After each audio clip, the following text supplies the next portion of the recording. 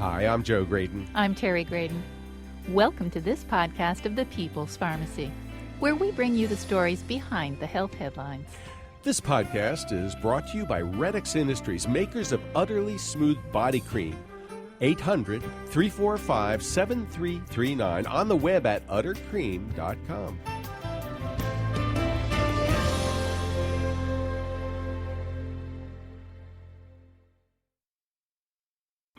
You've heard for years that saturated fat clogs coronary arteries. That belief contributed to the low-fat food craze, but it's wrong. This is the People's Pharmacy with Terry and Joe Graydon.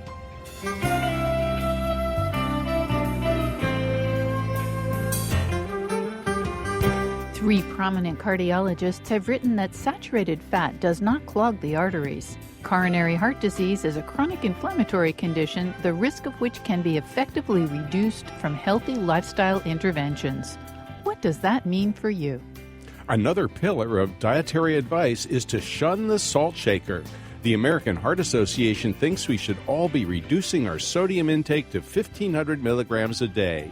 Does that really make sense? Coming up on the People's Pharmacy, we welcome your questions and stories about a healthy lifestyle for your heart. First, this news. In the People's Pharmacy Health Headlines, it's no secret that Americans are not all equal when it comes to income. A new study in JAMA Cardiology shows that income disparities are reflected in the risk of heart disease. Scientists analyzed data from the National Health and Nutrition Examination Survey between 1999 and 2014. There were more than 17,000 adults included in the study. Those with incomes at or below the federal poverty level had no improvement in their cardiovascular risk over that time frame. But higher income adults saw significant drops in their overall cardiovascular risk, systolic blood pressure, and smoking status. Overall, heart disease in the U.S. has declined over the past few decades, but a lot more needs to be done to extend the improvement to people living in poverty. French fries may be tempting, but giving in to temptation could be deadly. In a new study, 4,400 middle-aged and older people were followed up for 8 years. They filled out a detailed dietary survey at the start of that time. Just eating potatoes didn't seem to make a difference, but those who indulged in French fries at least twice a week were about twice as likely to die during the study as those who never ate them. The researchers recommend that similar investigations be carried out in larger groups of people to see if this association can be confirmed. Heart disease is the major cause of death among people with diabetes. The question naturally arises whether controlling blood sugar helps reduce the risk. Danish investigators tackled that question by collecting data on everyone in northern Denmark who got an initial prescription for metformin, a diabetes drug, between 2000 and 2012. They also looked at HbA1c, a measure of blood sugar over time. Those whose HbA1c dropped the most in the first 6 months were less likely than other people with diabetes to experience a heart attack or stroke. They were also less likely to die from those cardiovascular complications. People who want to avoid type 2 diabetes might want to limit use of the barbecue grill. The long-running Nurses' Health Study collected detailed dietary data on nearly 60,000 women every few years, along with complete health information. The scientists had 1.24 million person-years of data. More than 6,000 women were diagnosed with type 2 diabetes during the study. They found that women who ate red meat that was barbecued or broiled 2 or 3 times a week had a significantly higher risk of developing type 2 diabetes than those who ate it less than once a month. Eating meats that were stewed or boiled did not seem to carry the same risk. The researchers found that women who ate grilled meat frequently were also more likely to gain weight, which might contribute to the risk of diabetes. Previous research has identified bread, especially bread made from refined white flour, as a food that can raise blood sugar and insulin levels rapidly, a high glycemic index food. Over time, this has the potential to contribute to a variety of health problems. The obvious solution would seem to be switching to wholesome whole grain bread. Israeli scientists have found, however, that the obvious solution isn't necessarily correct. 20 volunteers participated in a study comparing industrial white bread made from refined flour to sourdough bread baked of stone-milled whole wheat flour in an artisanal bakery. The volunteers were randomly assigned to eat one type of bread for the first week and the second type for another week. There was a 2-week washout period in between. The scientists found no significant differences in the metabolic responses to the 2 different types of bread. They theorized that the differences between individual responses averaged themselves out. About half the participants had higher blood sugar levels on the white bread diet. The other half had their blood sugar rise more on the sourdough bread diet. The scientists also studied the volunteers' intestinal microbes. Variations in the abundance of certain species were linked to the different glycemic responses to the 2 types of bread. And that's the health news from the People's Pharmacy this week.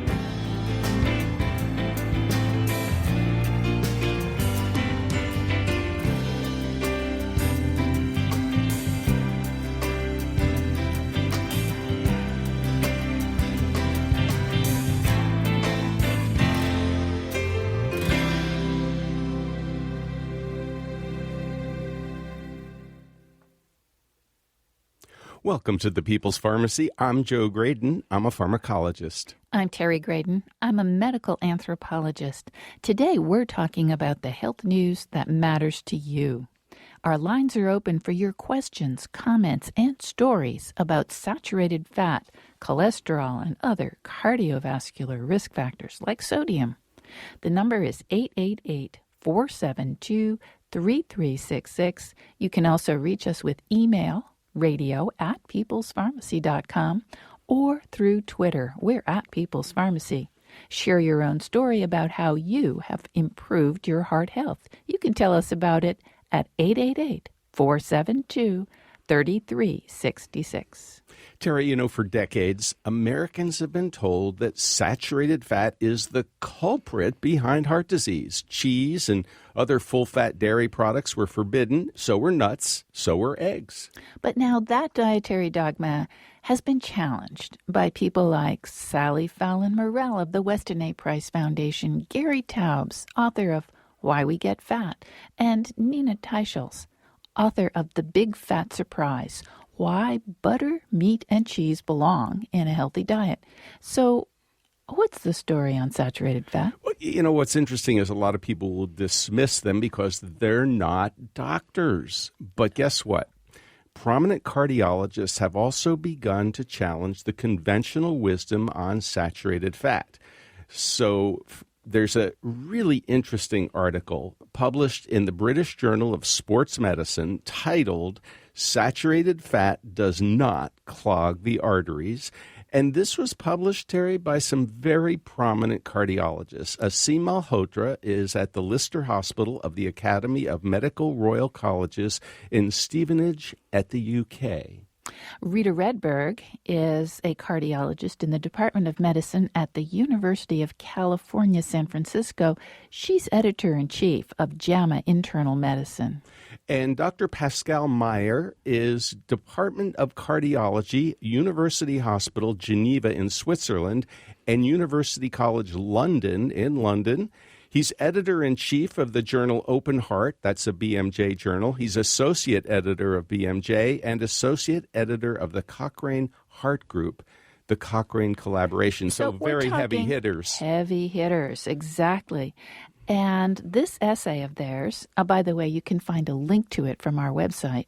This essay of theirs called for a new way of thinking about heart disease. Well, let me just quote, despite popular belief among doctors and the public, the conceptual model of dietary saturated fat clogging a pipe is just plain wrong. They go on to point out that in a study of older women, postmenopausal women who have coronary heart disease, it's the carbs and the polyunsaturated fat in their diet that contribute to the progression of atherosclerosis. Not contribute to, because, of course, we don't have actual cause and effect, its association. Saturated fat in their diets was not associated with the progression of their atherosclerosis. Well, they go on to describe an inflammatory process that contributes to cholesterol deposition within the artery wall and then subsequent plaque formation, what they call, of course, atherosclerosis. And they describe it, they say it more closely resembles a pimple. And they actually have a graphic that sort of suggests a pimple in the coronary artery with all those inflammatory proteins. They go on to conclude, and I again quote, "The limitation of the current plumbing approach, unclogging a pipe, to the management of coronary disease is revealed by a series of randomized controlled trials which prove that stenting significantly obstructive stable lesions fail to prevent myocardial infarction, heart attacks, or to reduce mortality." You know, we don't have a lot of really big, solid, randomized controlled trials on diet, but there are a couple. And one in particular has gotten a great deal of attention, and it is the Predimed diet, in which people were given a high-fat Mediterranean diet. And when I'm talking high-fat, the people in the intervention arms, there were two of them compared to the control arm, either were supposed to take 4 tablespoons of olive oil a day, that was extra virgin olive oil, or basically a handful of nuts every day. And they had a 30% reduction in cardiovascular events, which is very comparable to what you get from a statin. Now, I do have to point out the absolute risk was just a difference of 1%, but that's also true for statins. Well, what I find so particularly fascinating about the study is everybody is talking about the Mediterranean diet these days as if it's a vegetarian diet, which it's not. I mean, people in Spain, people in Italy, people in France, they actually do eat meat. And right. Sometimes that meat is high in saturated fat. And right. Now, they don't eat as much beef as we do. And they may not eat it as often, almost certainly don't eat it quite as often as Americans tend to. Right. Nonetheless, it's not a vegetarian diet, but it is rich in vegetables. And they do eat a lot of cheese. They do eat cheese. Saturated fat. Our lines are open for your questions, comments, and stories about saturated fat, cholesterol, and other cardiovascular risk factors. The number's 888-472-3366. You can email us, radio@peoplespharmacy.com, or reach us via Twitter. We're at People's Pharmacy. Again, you can share your own story about how you've improved your heart health. We'd love to hear from you. 888-472-3366. Joe, there was another. There were several other, but there was another randomized controlled trial of diet. We call it the Lyon Heart Study, and it was several decades ago in France. That's why they call it Lyon. And in it, the people who volunteered for this study were people who had already had heart attacks. And those people were either given their standard low-fat diet advice, or they were given a Mediterranean diet. And the ones on the Mediterranean diet did better. They had fewer heart attacks, and they were less likely to die. Now, the American Heart Association is not happy about the article that appeared in the British Journal of Sports Medicine, Terry. Well, yeah, but we haven't quite finished talking about what the folks in the British Journal of Sports Medicine were talking about, our cardiologists. What do they recommend? They recommend replacing refined carbohydrates with healthy high-fat foods and get moving. Exercise is so important, and I think that's why it was published in the British Journal of Sports Medicine. They weren't really talking about extreme sports. They were really talking about walking briskly for a bit more than 20 minutes a day, every day. Well, they're really talking lifestyle, and they say when you combine a complete lifestyle approach and a healthful diet, which basically means eat real food, and stress reduction, you'll improve the quality of your life, reduce cardiovascular and all-cause mortality. But as I was saying, Tara, the American Heart Association is not happy. They doubled down. This week, in fact. They did. They put out an advisory in their journal, Circulation, on June 15th, and they said, in part, and actually it's quite a long article, randomized controlled trials that lowered intake of dietary saturated fat and replaced it with polyunsaturated vegetable oil reduced CVD, cardiovascular disease, by about 30%. Similar to the reduction achieved by statin treatment. So everybody is comparing their dietary intervention to statin treatment of 30%, which, might I also remind you, the absolute difference is about 1%. So this has to be very confusing to a lot of folks, don't you think? I mean, Basically, you've got the American Heart Association saying saturated fat does too matter. You've got prominent cardiologists saying does not. I mean, that's got to be really frustrating for people trying to make intelligent decisions. Absolutely. The one thing that both sets of cardiologists agree on is that a Mediterranean diet is a good idea. Here's an email from DS in Denton, Texas. And DS says, for a long while, trans fats were equated in studies with saturated fats. I think most people still think like Joan London did in the 1980s. On Good Morning America, she showed palm oil and coconut oil and a liquid vegetable oil and demonstrated how gloppy the first two were and talked as if she thought the body was made up of plumbing pipes, as in a house, and that if oil didn't flow freely when poured, it would clog your arteries. I think a lot of dietitians and doctors must think that way too. My father never had heart issues until he was advised to eat corn oil, margarine, and skim milk. My mother would never go along with that. She stuck with cream and butter and lived longer. Now, drawing a conclusion from DS's parents is no fair, because we don't know what else was going on there and what kind of genetics may have had a role to play, or other lifestyle factors. Maybe his dad was a smoker. And for sure, smoking is very bad for your heart. Oh, absolutely. In fact, the three cardiologists talk about a healthy lifestyle in which, you don't smoke. And everybody is in agreement about that. But the question is, does exercise make the difference? And they point out that all you have to do, Terry, is, if I'm not mistaken, exercise 22 minutes vigorously. They actually say you don't have to run. Now, of course, people who like to run should do so, but they say you don't have to run.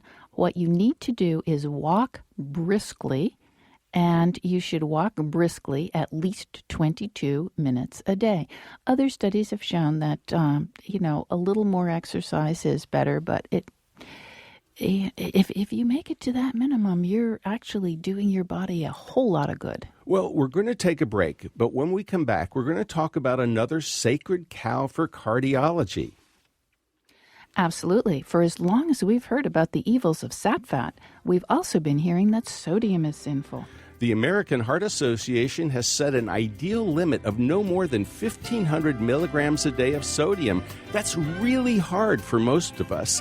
Is it worth the effort? Share your story or ask a question. Our lines are open at 888-472-3366. If our lines are full, you can email us radio@peoplespharmacy.com or reach us via Twitter. We're at People's Pharmacy. Again, that number, 888-472-3366.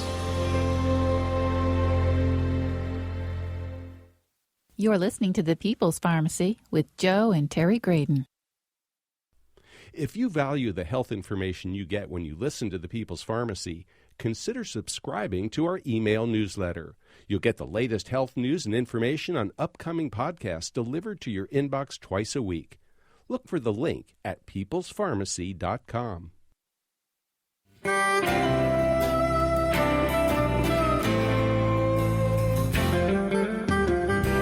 Welcome back to The People's Pharmacy. I'm Joe Graydon. And I'm Terry Graydon. The People's Pharmacy is made possible in part by Red X Industries, makers of utterly smooth creams and lotions that moisturize deeply to make dry skin feel soft and smooth. 800-345-7339. online at uttercream.com. If you'd like to purchase a CD of the show, you can call 800-732-2334. Today's show is 1083. Or visit us on the web. It's peoplespharmacy.com. Today we're talking about sodium as well as saturated fat. What is the impact on blood pressure and heart disease? We invite you to ask a question or share your story about what's worked for you. 888-472-3366. And now we welcome Dr. Franz Messerli. He is an internationally recognized expert on hypertension. He spoke to us from his office at the University of Bern in Switzerland about whether it makes good health sense to cut back on salt. He's also a professor of medicine at Mount Sinai Icahn School of Medicine in New York City. Welcome back to the People's Pharmacy, Dr. Franz Messerli. I'm delighted to be here. Thanks so much for inviting me. Dr. Messerli, you are arguably one of the world's foremost authorities in the field of hypertension, high blood pressure, and you wrote a really provocative commentary in the American Journal of Medicine titled Salt, Tomato Soup, and the Hypocrisy of the American Heart Association. What's going on? Well, first of all, let me tell you, I'm glad you qualified your statement by stating arguably, the world expert and so on. In any event, there are two issues that are at stake right here. One is that the principle that the lower the better for salt intake, that has been true for years and even for decades, is probably no longer entirely true. We know that salt affects the blood pressure. So when you are on a high salt diet, your blood pressure will go up. And conversely, when you try to restrict your salt intake, in general, blood pressure will go down. This has been pretty well established, and there would be very few people who would argue against that simple principle. However, that's not the whole story. What we have learned recently is that despite the fact that with low blood pressure, with low salt diet, blood pressure going down, there may actually be an increase in the risk of heart attacks, strokes, etc. So despite the fall in blood pressure with a low salt diet, it may not be a good thing for the patient to do so. But Dr. Messerli, I thought the point of lowering blood pressure was to prevent heart attacks and strokes. That's absolutely true. And in general, this holds true. But consider, you could lower blood pressure, for instance, by bleeding. You could lower blood pressure by putting on leeches and similar things. And not everything that lowers blood pressure will turn out to be beneficial. And it shows now that, if you have a very low salt diet, yes, blood pressure will go down, but it is not necessarily beneficial because we have counter-regulatory mechanisms that annihilate the good effect that the low blood pressure should have. Well, in your commentary in CardioPulse, you also mentioned the idea that the American Heart Association, and I'm quoting you now, took an unprecedented stance against science, attempting to use its eminence to trump evidence. What are you talking about here and Dr. Mente's study? Right. I was really concerned about that. Basically, to my way of thinking, an institution like the American Heart Association certainly is welcome to comment on a study, but to take a very strong stand against it without having any additional data or putting forward why also, I think this is not in the public's best interest. Science is science. And, the Mente study did show what I just exactly was discussing, that too low a salt diet, well, it does lower blood pressure, but no, it does not reduce heart attack and stroke. And I think the Mente study is not the only one. There are other data showing a very, very, very similar results. And therefore, there is a whole data set attesting to this. And for the American heart just to come out because they don't like it, I think that's not right. Dr. Messerly, can you tell us what happens when you do manage to lower your blood pressure significantly by lowering your sodium intake that might counteract the expected benefits of low blood pressure? Yeah, you have to consider it's a very complex situation, but when you lower your sodium intake considerably, then obviously there is if I say the word dehydration, it's probably not entirely correct, but there is the volume in your blood is relatively low, and the kidneys perceive this as being too low, and then therefore they start secreting a hormone that is called renin, which triggers angiotensin, which is a drug that has been shown to increase the risk of heart attack and stroke. So, these counter-regulatory mechanisms may be the reason that too low a salt diet is not necessarily beneficial, despite the fact that it does lower blood pressure, as I have mentioned before. Now, in the title of your article in the American Journal of Medicine, you suggest tomato soup and hypocrisy. What does tomato soup and hypocrisy have to do with the American Heart Association? Well, that's the second part of the story. The American Heart Association was for quite some time sponsoring Campbell's soup as being heart healthy. And when you look at this carefully, the AHA recommends, and they have been doing so for years, that you should not eat more than about 1,500 milligrams, that's 1.5 grams, of sodium per day. Now, one serving of one of these tomato soups, or whatever soup Campbell has about 400 milligrams, or even up to 600 milligrams of sodium. So just one serving, that's only about 90 calories, which is 5% of your daily caloric intake or so. With these 90 calories, you take in something like 40 to 60% of your total sodium intake that's recommended by the AHA. So to my way of thinking, it doesn't make sense if you endorse a product that is high in salt as being heart healthy, and on the other hand, you then state, well, it's good, don't eat more than 1,500 milligrams of sodium per day.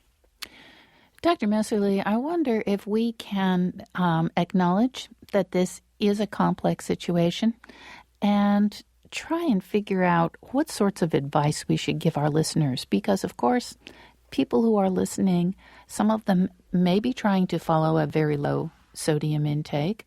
Others may not be paying much attention, but are concerned about their blood pressure. What's a sensible, common sense approach for people to determine what's the right level of salt intake for them? As you just said, it is a complex situation, and it's not easy to give you a clear-cut answer. There's little doubt that, in general, Americans still eat too much salt. So a salt restriction certainly, in general, is beneficial, and this is particularly true for patients who are already hypertensive. Having said this, we should consider that about 80% to even 90% of the salt that we ingest comes from the processed food, that is food that we buy already. And what we add in the kitchen or at the table is only about 10 to 20%. So when you leave this out, it doesn't make much of a difference. You really, really have to buy food that doesn't contain any sodium. And that is relatively hard to do. You have to read the labels. I think that's very important. Or we have to eat real food that starts, in its unprocessed form. Oh, absolutely. Absolutely. You can perfectly eat good, healthy food with little, if any, sodium. That is vegetables, that is fruit, that is even meat, but just please avoid the sausages, avoid the processed meats, avoid the smoked salmon, avoid the pickles, the salted peanuts, the potato chips, etc. There are a lot of items that are very high in salt. But as you just stated, if you really focus on healthy, unprocessed food, you will have a relatively low salt intake. Dr. Messerly, you suggest that sodium and salt is a complicated issue, and you end your article by saying, quote, and this comes from H.L. Mencken, "For every complex problem, there is an answer that is clear, simple, and wrong." Why did you use that quote? Because it is, I wish, obviously, there were a simple answer, and we could just tell our patients, look, this is the way you have to do it. But here we don't have a simple answer. The only relatively simple answer we have is, in general, Americans eat too much salt. In general, it would be good to restrict salt intake, and please do so when you have hypertension. Whether or not salt restriction confers lots of benefit in normal-tensive people is very much open to doubt at the present time. And I guess finally, and this is sort of a philosophical question, so it goes to the issue of why organizations are so resistant to change. So here's the question. Dr. Messerly, why do you think large organizations like the American Heart Association seem to be so resistant to change, even though there is now a fair amount of research suggesting that target number that they've come up with, 1,500 milligrams of sodium per person per day, may not be as protective as most people used to think it was? The AHA seems very resistant to change. Do they lose their credibility with your colleagues as well as with patients by digging in their heels the way they have? I mean, they certainly lose some credibility with the cardiologist community, with my colleagues. I don't think they have lost credibility with the patients yet, although the issue about sodium, the Campbell Soup recommendations, and at the same time recommending 1,500 milligrams of sodium, does not exactly attest to their credibility. But why they are so heavy-handed or bureaucratic really escapes me. To my way of thinking, they should welcome good science, and they should be able to change their opinion if data are convincing. Dr. Messerly, I have another question about people who are attempting to be very conscientious and following a low-sodium diet, restricted sodium diet. Mm-hmm. My elderly 90-plus-year-old mother recently spent a night in the hospital where they discovered that both her potassium and her sodium were very low. And I'm wondering if you can tell me what the consequences of a low sodium are and whether that's something that could result from trying to follow, as she does, a low sodium diet.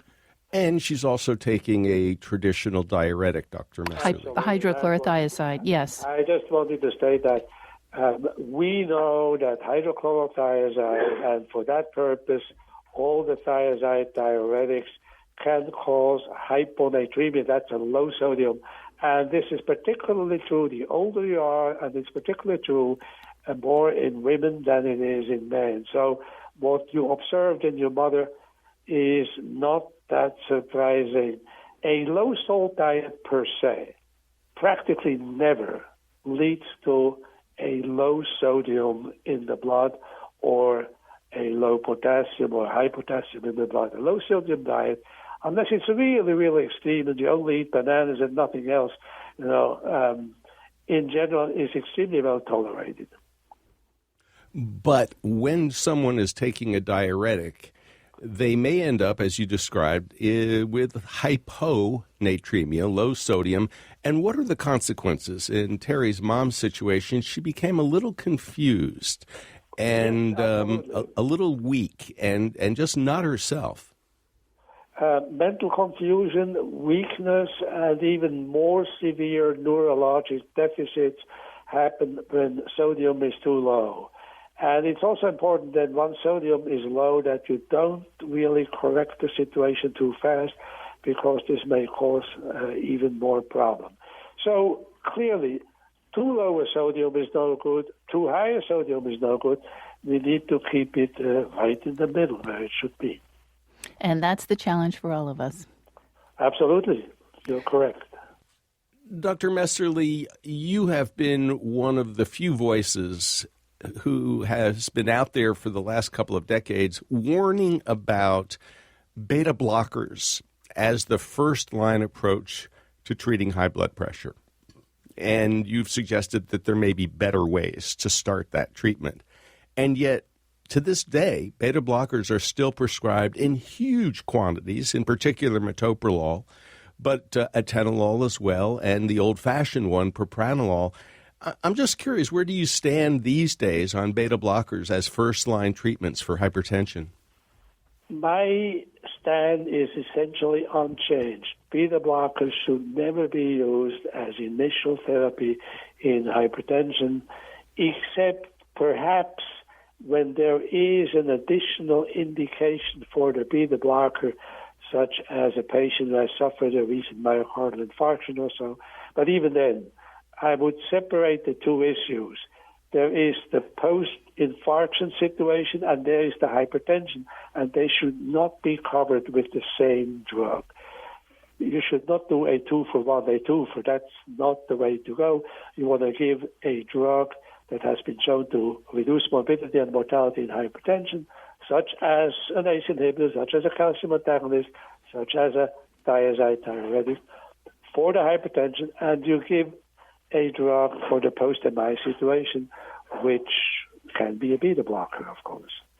Dr. Franz Messerly, thank you so much for talking with us on the People's Pharmacy today.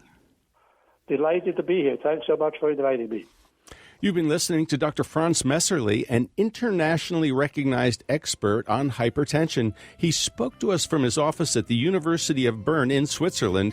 He's also a professor of medicine at Mount Sinai Icahn School of Medicine in New York, and you'll find a link to his article, Salt, Tomato Soup, and Hypocrisy, at the American Heart Association, and it's on our website. It's time for a very short break. When we come back, we'll take your calls and questions about saturated fat and sodium. We invite you to join the conversation. Our lines are open at 888-472-3366 via email, radio@peoplespharmacy.com.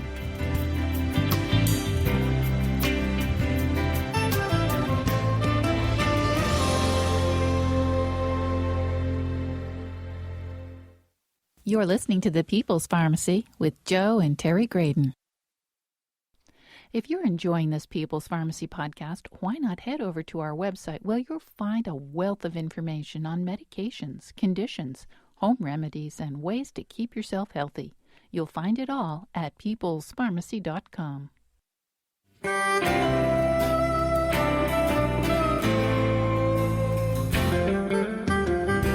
Welcome back to The People's Pharmacy. I'm Joe Graydon. And I'm Terry Graydon. The People's Pharmacy is made possible in part by Red X Industries, makers of Utterly Smooth creams and lotions, helping dry, cracked skin feel utterly soft and smooth.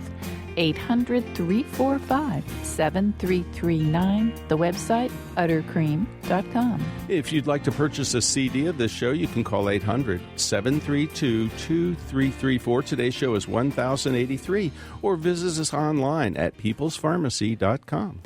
Today we're talking about lowering your risk for heart disease. What are you doing to keep your heart healthy? Our lines are open at 888-472-3366. Terry, let's go straight to a physician in Charleston, South Carolina. John, welcome to the People's Pharmacy. What's your story or what's your question? Thank you. Yes, it's Dr. John, Dr. Joseph John. I'm an infectious disease physician here in Charleston. And first of all, Terry and Joe, I'd love to thank you for your program. It's wonderful and enlightens all of our communities. Thank you very much. Well, thank you so much. And we always love hearing from a physician. So, well, the inflammatory plaque is really the central issue in vascular obstructive disease, especially coronary heart disease. And there may be a role of fat. Unfortunately, like Dr. Messerly was saying, this is a very complex situation, so there's no easy answer. But I just wanted to say that there has been work that has recognized the inflammatory component of vascular disease.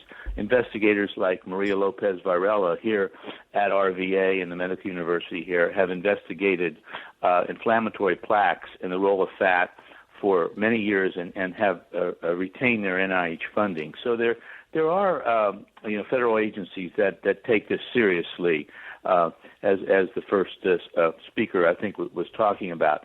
The other component of this, I think, which can come out maybe in another program, is the genetic predisposition to coronary artery disease is starting to play a major role.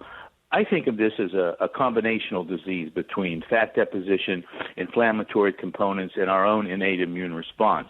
Some of us are not going to respond in an inflammatory way, and that's the real key.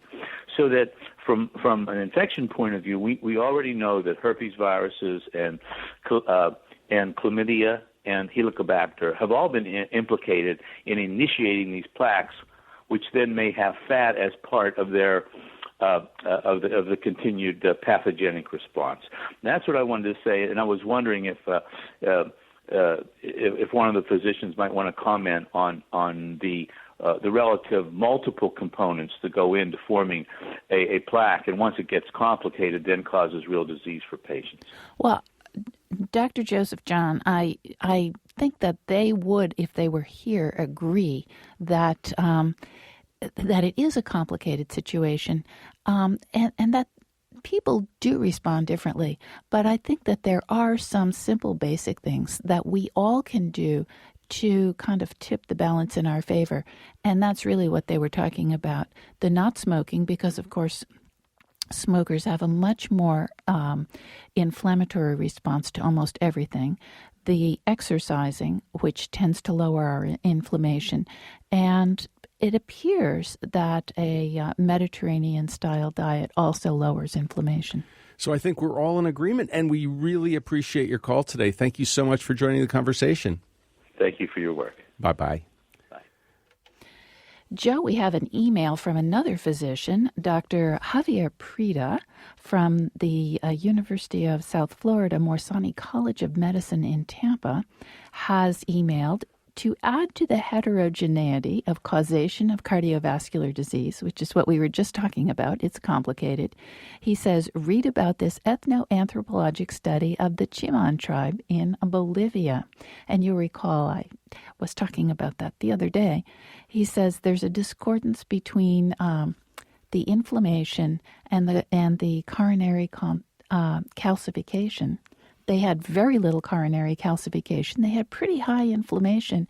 These are people who essentially are living a hunter-gatherer lifestyle at this point. Is there a take-home? The take-home, I believe, is that we should all be getting more exercise, because that seems to be what's doing the Chiman such benefit. And that, of course, is the message from Dr. Rita Redberg and her colleagues. 22 minutes of vigorous exercise a day, and you can do that by walking. Where do we go next, Terry? Let's talk to Timothy. Timothy, welcome to the People's Pharmacy. Your comment, please. Hi, Terry and Joe. How are you? We're well. What's up, Timothy? Nothing much. My father had a massive heart attack at 38 years old, and I identify him African American. And I was listening to the salt sensitivity and salt intake, and as you all know, there is a variance, obviously, by population with salt sensitivity. I'd be interested to know your thoughts on the efficacy of lowered salt intake in high-risk populations like African Americans who are very sensitive to that. Sort of the second piggyback question to that, or comment rather, would be, also medication interactions with blood pressure and heart disease. In particular, in mental health, medications that address psychosis, that address things like PTSD and depression, can sometimes have actually an adverse interaction with heart and heart function. And I would like to sort of hear your thoughts on both of those. Thank you so much for your call, Timothy. Terry, let's start with the issue of sodium in special populations. Absolutely. We do know that some proportion of the population is salt sensitive, and it tends to be that African Americans are more likely to be salt sensitive than people whose ancestors came from Europe. So it does make sense for those people to be paying attention and moderating their salt intake, not necessarily cutting it to 1,500 milligrams a day, which is very, very hard to do, but getting it as low as is reasonably feasible. And now about the health, regarding mental drugs, psychiatric medications, in particular, what we call the atypical antipsychotics, have been linked to diabetes and heart disease. They often can cause weight gain. And so you are quite correct that some of the mental health medications may have a direct negative impact on the cardiovascular health. Where to next, Terry? Well, I believe we are going to Joan in Wisconsin. Joan, welcome to the People's Pharmacy. Hi, Joan. Thank you for taking my call. I just read an article this morning on the dangerous fats in coconut milk. Now, I have been using coconut milk for my coffee, which I don't drink a lot of, but primarily for the cream soups that I make, squash soup with coconut milk. And they said that it has a very negative effect. The fat in coconut milk is bad for your heart. Joan, this is a very controversial issue. There are populations that rely quite heavily on coconut milk and coconut oil, coconut fat, and they don't seem to be suffering as populations any more than others. It is true that coconut oil is very high in saturated fat, and it isn't clear that if someone were to switch completely to coconut oil that would be good for them. But to use it occasionally, as you are, I don't think that's likely to be a big risk factor. Well, I remember, Terry, didn't we talk to Dr. Chris Gardner at Stanford, one of the country's leading nutrition experts, and one of his favorite recipes was vegetable curry with coconut milk. And he said the extra fat in the coconut milk makes the vegetable curry taste good. I'm eating more vegetables. This is okay. So I guess I'm not going to worry too much about that coconut milk, Joan. I think the thinking, as Terry pointed out, is changing. And it may not be as bad as we were once told it was 20 or 30 years ago. I'm a little surprised that there's an article that says it's so bad for us right now. Hey, thanks for your call. Thank you for helping. Bye-bye. Yeah, bye. Terry, I've got an email here from Francis. The doctor put my husband on a low-salt diet. A week later, we were at the emergency room. His sodium level was too low, and he was having kidney failure. There should be explanations that no salt is not correct. I began putting salt on most of his food. After 2 weeks, his sodium level is now normal. And, Joe, we've got another email from Connie. She says, we've cut back to a minimum amount of salt. I use Himalayan sea salt on our food, but I'm worried there's no iodine in it, and my vitamin doesn't have any iodine either. Are we at risk of losing out on iodine because of cutting back on salt? And the answer is yes. Yes, but can you get sea salt with iodine? You can. So there is an answer. I'm not sure you can get Himalayan salt with iodine. That I haven't checked that one out. Let's go to Francis in Raleigh, North Carolina. Hi, Francis. You're on the People's Pharmacy. What's on your mind? Well, good morning, Joe and Terry. Just a couple of quick comments. One on salt. I spent a fair amount of time in the Middle East, and they used to give us salt tablets, which made a lot of us nauseous. So we just were advised to add salt to our diet to prevent dehydration. I found that when I came back to the States, my wife was appalled and tried to reduce that amount, and I found that my blood pressure would drop so much that it was hard to get up out of a chair. So I went to the doc, and he said, well, this is obviously what you need, and otherwise you're in fine shape.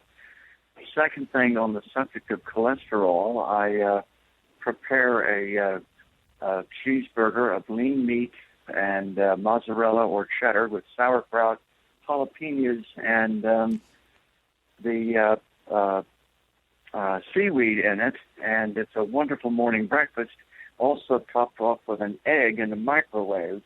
Well, one morning I was on my way to get my physical, and I forgot to fast, and I was too embarrassed to tell my doctor after he pulled the blood sample. So when I went over, I was expecting to be chewed out, and he said, everything's in the green. Then I told him the truth, and he simply said, you are not genetically predisposed to high cholesterol. I'd love to hear what your experts have to say. Thank you. Well, I wish we had our experts here to respond to you, Francis. So you're stuck with just us, I'm afraid. But it sounds like what you are doing is working for you. And I'd like to just really take this opportunity to emphasize that each of us is different. And even though there's a lot of similarities between us, the exact right diet for each of us could be a little bit different. There was a fascinating study that was published a week or two ago by a group of Israeli researchers who've been looking at glycemic index. This is how much does your blood sugar go up after you eat a particular food. And they compared refined industrial type white bread to a sourdough whole wheat artisanal loaf. And they found that people respond differently. Some people's blood sugar went way up on the artisanal loaf, while other people's blood sugar went up more on the refined white bread loaf, which is what we would normally expect. Well, as you point out, Terry, we are all so different. And so here's a guy who is obviously eating a fair amount of saturated fat. And sodium. And his numbers look fabulous. His doctor says you're in the green. Here is Franny in Massachusetts. Franny says, we have followed a low-fat, healthy diet for years, eliminating saturated fat and using canola and olive oil for cooking. We rarely eat in restaurants. We don't eat junk food. We read labels for salt and fat content and basically watch everything we eat. A recent stress test revealed my husband has blocked arteries and will soon undergo a quadruple bypass surgery. So much for healthy eating. Well, we're not going to suggest that... Don't throw the healthy eating out the window. Don't throw it out. But it just demonstrates that for some people it doesn't always work. And I have a good friend who's been taking statins for 20 years, pretty high doses, just had quadruple bypass surgery. Right. So it does happen. Joe Elliott has emailed us a sensible approach, and let me read it to you. He says, if you don't consume processed foods, it's relatively easy to control your salt intake. And that's true. By far, the majority of the sodium in Americans' diets is from the processed foods. He says, in addition, many people don't experience a radical spike in blood pressure from the salt intake. As you point out in the Israeli study on the response to sugar, everyone's different. It's easy to monitor your blood pressure. If you're concerned, do your own home test. Try 2 weeks on a low-salt diet, take your blood pressure, and then 2 weeks more on a normal salt diet, and let the facts determine your decision about what you should do. Good advice from Elliot. Absolutely good advice from Elliot. And it just demonstrates that there is such variability. Here's Lori. She says, I was on the Atkins diet several years ago, and my cholesterol went from 219 to 136. My cardiologist said biochemically, Atkins and South Beach are sound. So for some people, they can actually lower their cholesterol when they're on an Atkins or South Beach type diet. Absolutely. And we have one last call, I believe, from Chatham, Virginia. Robert, welcome to I guess it's Pam, sorry. Welcome to the People's Pharmacy. Thank you anyway. I have a question about the recommendation to eat a handful of nuts. Could that handful of nuts be substituted with a tablespoon of peanut butter? Can it be a legume instead of an actual nut? The answer is yes, provided that your peanut butter does not have, provided it's just ground up peanuts. So a lot of peanut butter has still, unfortunately, hydrogenated vegetable oil, a trans fat, which everyone agrees, the AHA and everybody else agrees is very bad for us. Some of the peanut butters now have started to replace the trans fat with palm kernel oil, which is a highly saturated fat. We don't know how good or bad that might be. And if what you're eating is peanut butter that's just ground up peanuts, I would say absolutely that is a reasonable substitute for the nuts. And thank you so much for the call, Pam. Thank you. Bye-bye. Bye-bye. This takes us back to the PREDIMED study that we talked about a little earlier, Terry. This was a third arm of the Mediterranean diet study. One arm was the huge amounts of olive oil. One was the sort of low-fat, heart-healthy diet. It was supposed to be a low-fat, heart-healthy diet, and yes. The third arm was a handful of nuts every day. And about an ounce of nuts, and it was either hazelnuts, walnuts, or almonds. It didn't include peanuts. But other studies have shown that peanuts are also beneficial. And the people who were eating the nuts did just as well as the people who were consuming the huge amounts of olive oil. Right. Suggesting that fat is not the enemy. Exactly. It's a little more nuanced than just fat is bad. Indeed it is. That's all the time we have. Thank you so much for sharing your stories today. Earlier in the show, you heard Dr. Franz Messerli, professor of medicine and cardiology at the University of Bern in Bern, Switzerland, and Mount Sinai Icahn School of Medicine in New York. There is a link to his article, Salt, Tomato Soup, and the Hypocrisy of the American Heart Association, on our website. Lynn Siegel produced today's show. Sophie Copeland and Kimani Hall provided technical assistance. Al Wadarski is the engineer. Dave Graydon edits our interviews. The People's Pharmacy is produced at the studios of North Carolina Public Radio, WUNC. The People's Pharmacy theme music is by B.J. Liederman. To order today's show, you can call 800-732-2334. Today's show is 1083. That number again, 800-732-2334. Online at peoplespharmacy.com. And of course, today's show is not the only one you could purchase by calling that number. You can also, at the website, subscribe to the free podcast of our show or sign up for our free email newsletter. If you listen to the podcast, we'd be grateful for a review. And friend us on Facebook. We'd love to see your messages. In Durham, North Carolina, I'm Joe Graydon. And I'm Terry Graydon. Thanks for listening. Please join us next week.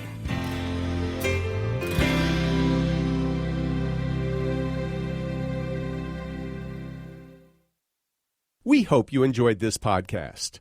If so, please consider taking a minute to write a review on iTunes. And thanks for listening to The People's Pharmacy.